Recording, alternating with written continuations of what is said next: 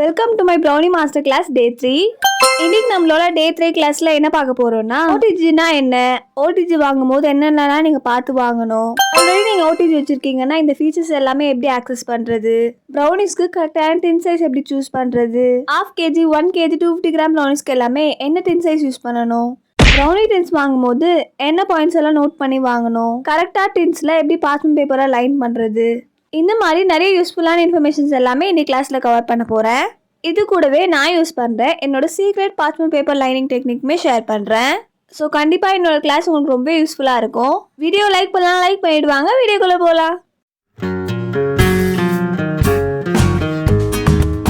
First நம்ம ஓடிஜினா என்னன்னு பார்க்கலாம்.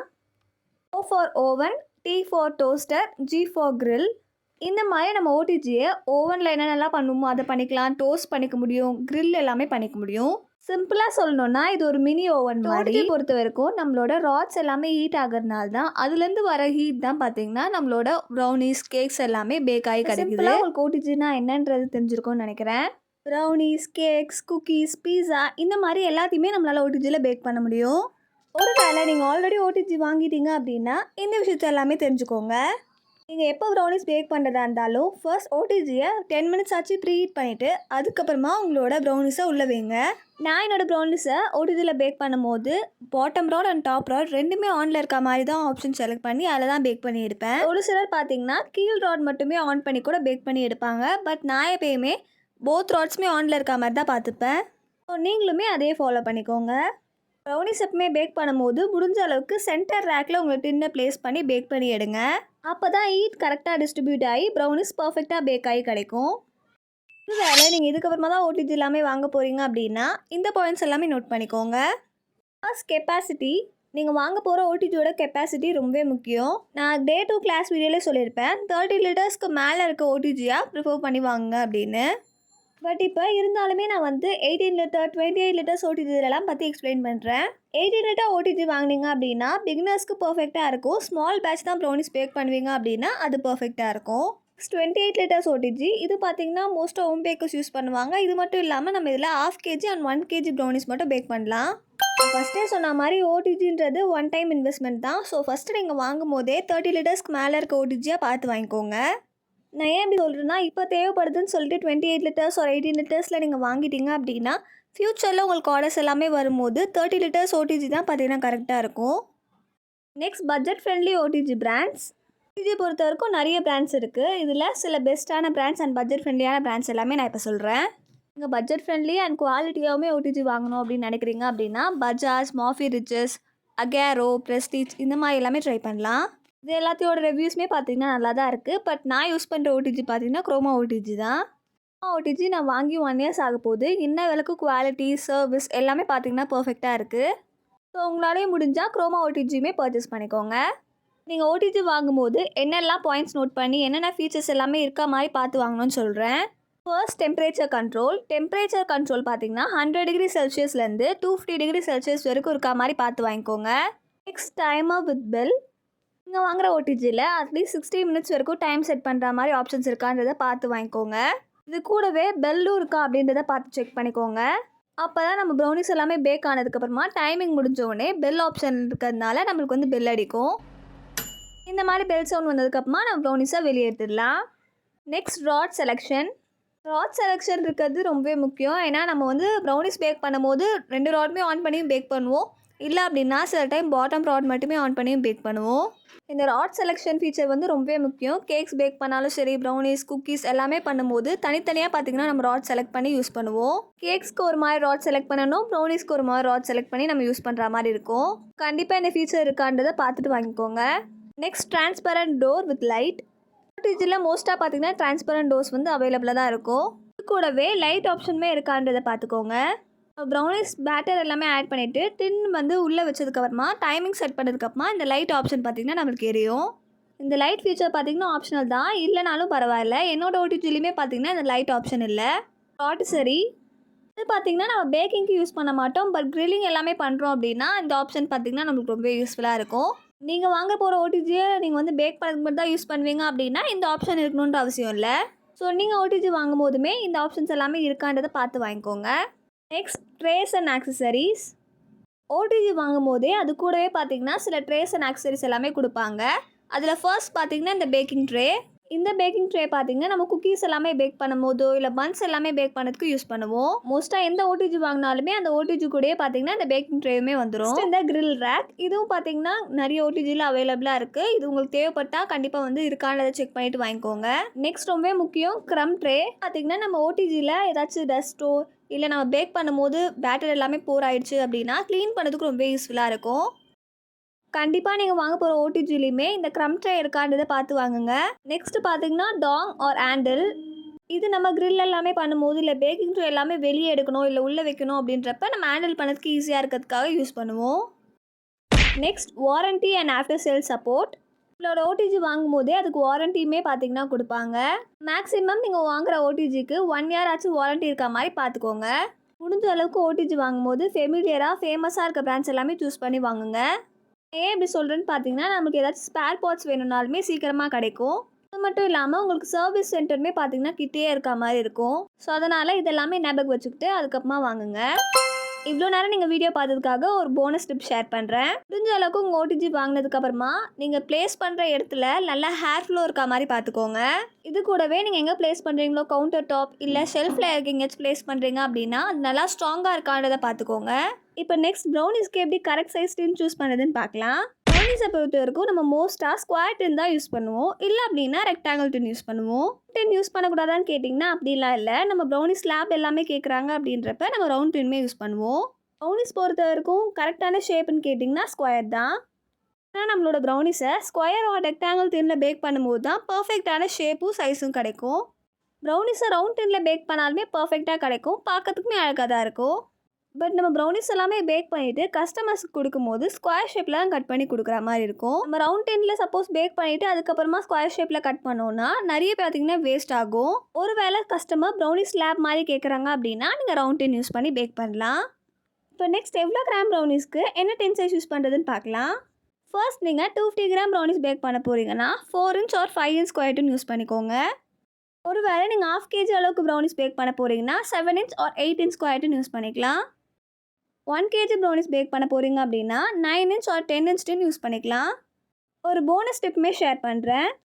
நீங்கள் இப்போ தான் பிகினர், இப்போ தான் ப்ரௌனிஸ் எல்லாமே பேக் பண்ணி ப்ராக்டிஸ் பண்ண போகிறீங்க அப்படின்னா நீங்கள் ஒரே ஒரு 5 inch ஸ்கொயர் டின் வாங்கிக்கோங்க. இந்த ஒரே ஒரு 5 inch ஸ்கொயர் டின் யூஸ் பண்ணியே நம்மளால் 250 கிராம் அண்ட் 1/2 kg ப்ரௌனிஸ் வரைக்கும் பேக் பண்ண முடியும். ப்ரௌனிஸ் பொறுத்த வரைக்கும் நம்ம சூஸ் பண்ண டின் ரொம்பவே முக்கியம். நான் ஏன் இப்படி சொல்கிறேன்னு பார்த்தீங்கன்னா நீங்கள் 1 kg அளவுக்கு ப்ரௌனி பேட்டர் ப்ரிப்பேர் பண்ணிவிட்டு அது 1/2 kg டின்னில் போர் பண்ணி பேக் பண்ணுறீங்கன்னா உங்கள் ப்ரௌனிஸோட சைஸ் அண்ட் திக்னஸ் ரொம்பவே பார்த்தீங்கன்னா அதிகமாக இருக்கும்.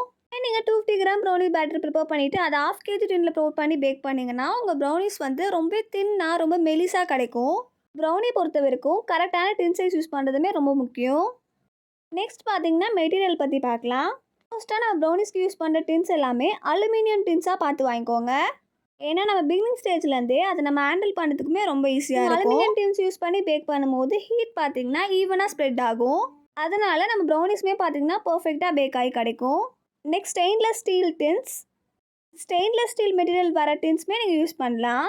பட் அலுமினியம் டின்ஸ் மாதிரி இல்லாமல் இதில் ஹீட் பார்த்தீங்கன்னா ரொம்ப ஸ்லோவாக டிஸ்ட்ரிபியூட் ஆகும். ஸ்டெயின்லெஸ் ஸ்டீலில் வர டின்ஸ் எல்லாமே நீங்கள் யூஸ் பண்ணி ப்ரௌனிஸ் பேக் பண்ணாலுமே பர்ஃபெக்டாக தான் வரும். பட் நம்மளோட அலுமினியம் டின்ஸ் கம்பேர் பண்ணும்போது இதில் பார்த்தீங்கன்னா டைமிங் கொஞ்சம் 5 minutes எக்ஸ்ட்ராவாக எடுக்கும். கிளாஸ் மெட்டீரியலில் இருக்க டின்ஸ், பிளாஸ்டிக் மைக்ரோவேவ் பவுல்ஸ், இந்த மெட்டீரியலில் இருக்க டின்ஸ் ஆர் பவுல்ஸ் எல்லாமே நீங்கள் யூஸ் பண்ணுறது அவாய்ட் பண்ணுங்கள். ஏன் இப்படி சொல்கிறேன்னா நீங்கள் கிளாஸ் மெட்டீரியலில் இருக்க டின் யூஸ் பண்ணும்போது ஹீட் பார்த்தீங்கன்னா அன்ஈவனாக டிஸ்ட்ரிபியூட் ஆகும். அதனால் நம்ம ப்ரௌனிஸ் பார்த்தீங்கன்னா பர்ஃபெக்டாக பேக் ஆகி கிடைக்காது. நெக்ஸ்ட் வந்து பிளாஸ்டிக் மைக்ரோவேவ் பவுல்ஸ். இதை நம்ம ஸ்டீமிங்க்கு தான் யூஸ் பண்ண முடியும், பேக்கிங்க்கு யூஸ் பண்ண முடியாது. நெக்ஸ்ட் டெப்த் ஆஃப் த டின்.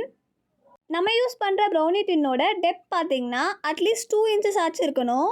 அதுக்கும் கீழே பார்த்தீங்கன்னா இருந்துச்சு அப்படின்னா நம்மளோட பேட்டர் ஆட் பண்ணும்போது பேட்டர் பார்த்தீங்கன்னா ஓவர்ஃப்ளோ ஆகிறதுக்கு நிறைய சான்ஸ் இருக்குது. அதனால் டின்ஸ் வாங்கும் போதே பார்த்தீங்கன்னா 2 inch ஆகுது டெப்த் இருக்க மாதிரி பார்த்து வாங்கிக்கோங்க. போனஸ் டிப், என்ன மெட்டீரியல் டின் ஆர் என்ன சைஸ் டின் யூஸ் பண்ணாலுமே கண்டிப்பாக பார்ச்மெண்ட் பேப்பர் போட்டுட்டு க்ரீஸ் பண்ணிவிட்டு அதுக்கப்புறமா ப்ரௌனிஸ் பேக் பண்ணுங்கள். அப்போ தான் நம்ம ப்ரௌனிஸ் பேக் ஆகி கிடைக்கும் போது க்ளீனான எட்ஜஸும் ஸ்டிக் ஆகாமையும் கிடைக்கும். இப்போ வாங்க பார்ச்மெண்ட் பேப்பர் யூஸ் பண்ணி எப்படி நம்மளோட டின்ஸை லைன் பண்ணுறதுன்னு பார்க்கலாம். முன்னாடி உங்களுக்கு நிறைய பேருக்கு டவுட் இருக்கும், பார்ச்மெண்ட் பேப்பர் கண்டிப்பாக போடணுமா இல்லை சும்மா க்ரீஸ் பண்ணாலே போதுமான்னு. கண்டிப்பாக பண்ணணும். அப்போ தான் நம்ம ப்ரௌனிஸ் பார்த்தீங்கன்னா ஸ்டிக் ஆகாமல் கிடைக்கும். இப்போ ஏன் நம்மளோட பார்ச்மெண்ட் பேப்பர் யூஸ் பண்ணணுன்றது சொல்கிறேன். நான் ஸ்டிக்காக இருக்கும். இதனால நம்ம ப்ரௌனிஸ் பார்த்தீங்கன்னா பேக் ஆகி கிடைக்கும்போது நம்ம வெளியே எடுக்கிறதுக்குமே சரி, டிமோல்ட் பண்ணும்போது ரொம்ப ஈஸியாக இருக்கும். Next clean edges. உங்களோட ப்ரௌனிஸ்க்கு க்ளீன் எட்ஜஸ் ரொம்பவே முக்கியம். எக்ஸ்பெஷலாக நீங்கள் சேல் பண்ண போகிறீங்க அப்படின்னா. இது மட்டும் இல்லாமல் நம்ம லிஃப்ட் பண்ணதுக்குமே ரொம்ப ஈஸியாக இருக்கும். ரொம்பவே முக்கியமான பாயிண்ட், இது நம்ம பேக் பண்ணி வெளியே எடுக்கும்போது ஒருவேளை நீங்கள் பார்ச்மெண்ட் பேப்பர் போடலைன்னா எடுக்கிறதுக்கு ரொம்ப கஷ்டமாயிடும், மெஸ்ஸாகவும் ஆகிடும். Next, what type of paper to use. கண்டிப்பாக உங்கள் டின்ஸை பார்ச்மெண்ட் பேப்பர் ஒரு பட்டர் பேப்பர் மட்டும்தான் யூஸ் பண்ணி க்ரீஸ் பண்ணணும். என்ன கேட்டிங்கன்னா, நீங்கள் பார்ச்மெண்ட் பேப்பர் மட்டும் யூஸ் பண்ணி லைன் பண்ணுறது தான் ரொம்ப பெஸ்ட்டாக இருக்கும். நான் நிறைய பிராண்ட்ஸோட பட்டர் பேப்பர், பார்ச்மெண்ட் பேப்பர் எல்லாமே யூஸ் பண்ணியிருக்கேன்.